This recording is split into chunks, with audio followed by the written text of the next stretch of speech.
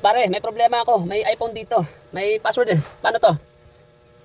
Naiintindihan ko. Kung nakalimutan mo yung password sa iPhone mo, pwede kang mag-try mag-recover sa pamamagitan ng Apple ID mo. Pwede mo ring i-try yung iTunes kung nakasync doon dati, o kaya i-erase yung device sa iCloud gamit ang Find My iPhone feature. May backup ka ba? Kung wala, i-reset talaga yan at mawawala yung data. Ay, hindi sa akin to eh. Pagawa lang to ng customer eh. Nakakaulimutan daw eh.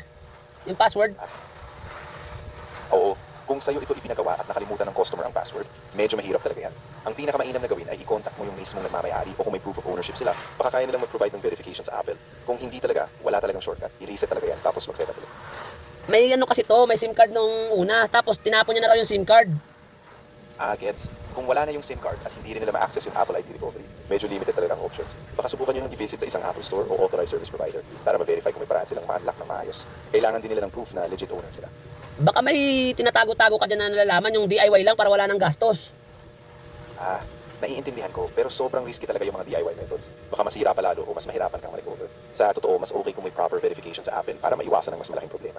Kung talagang walang paraan, baka mas okay nang humingi ng tulong sa professional. Professional na nga ako eh. Kaya nga sa'yo na ako tumutulong kasi ako na yung professional. Tapos ikaw na yung kailangan ko. Tulungan mo ko. Oo, naiintindihan ko. Sige, kung professional ka na, ang safest na gagawin mo ay i-verify mo talaga kung may nakalink na Apple ID o kung may paraan pa silang i-recover sa iCloud. Kung sure ka na sa tool o method na gagamitin mo, gawin mo. Pero siguraduhin mo na may backup ka o may paraan kang ma-validate para walang masayang na data.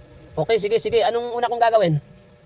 Sige, unang-unang gawin mo, i-check mo muna kung naka-sign in pa rin yung device sa Apple ID. Kung oo, subukan mong i-reset password gamit yung Apple ID recovery page. Kung hindi mo ma-access, tingnan mo kung may naka-backup ka sa iTunes o iCloud. Tapos, i-prepare mo na rin yung proof of ownership para kung sakaling kailanganin sa Apple support.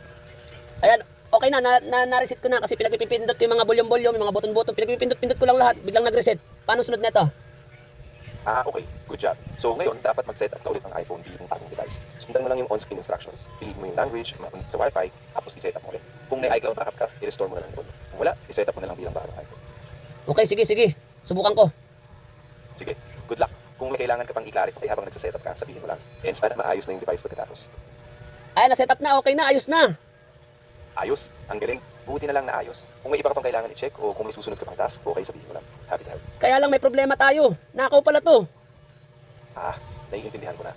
Oo, kung ninakaw nga, mas mabuting i-report mo na agad sa polis at sa carrier. Ipa-block na rin nila yung device para di na magamit. Kung may serial number, mas madali nyo matrace. Ingat ka. Hala, paano to? May mga pulis na dito. Dadamputin daw ako. Kung gano'n, importante na makipag-cooperate ka agad. Sabihin mo sa kanila na ikaw mismo ay nagtatrabaho bilang technician at hindi mo intensyon na manloko. Maghanda ka rin ng mga dokumento na nagpapatunay na ikaw ay may legal na karapatan sa device at humingi ka ng abogado kung kinakailangan. Mas okay na mag-clear agad yung sitwasyon. Hala ka, tinatanong kung sino daw tumulong sa akin. Ituturo kita. Oo, maingat ka talaga dyan. Huwag kang magbigay ng maling impormasyon o ituro kung sino man na wala kang tiwala. Hala, ikaw may kasalanan nito. Sa ginagawa mo bilang technician, tapos hayaan mo silang mag-imbestiga. Iwasan mo na ng anumang panloloko. Basta, makipag-coordinate ka sa maayos. Damay ka dito. Kasalanan mo to. Ikaw tumulong sa akin eh. Damay ka dito. Naiintindihan ko na sobrang stress ka sa sitwasyon. Pero huwag kang mag-aalala. Hindi ako direktang sangkot at ang pinakamahalaga ay manatili kang tapat sa pulis. Ibigay mo lang lahat ng impormasyon na alam mo at kung kinakailangan, humingi ka ng legal na tulong para maprotektahan ka. Hala, basta ituturo kita. Kasalanan mo to. Intindihin natin ng maigi, hindi ako sangkot sa kung ano man ang nangyari. Sangkot ka dito. Kang tapat sa mga autoridad. Kung Diba? kailangan mo ng suporta, humingi ka ng tulong sa isang abogado. Basta huwag kang mag-claim ng anumang kasalanan na hindi mo talaga ginawa. Abogado eh. Wala man ako. Wala nga akong gawa dito. Puro nga ako dito back job. Kukuha pa akong abogado. Bigyan mo akong pambili ng abogado. Ano to?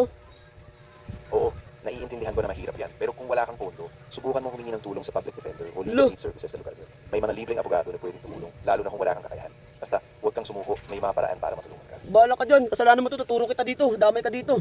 Bahala ka dyan. Kasalanan mo to.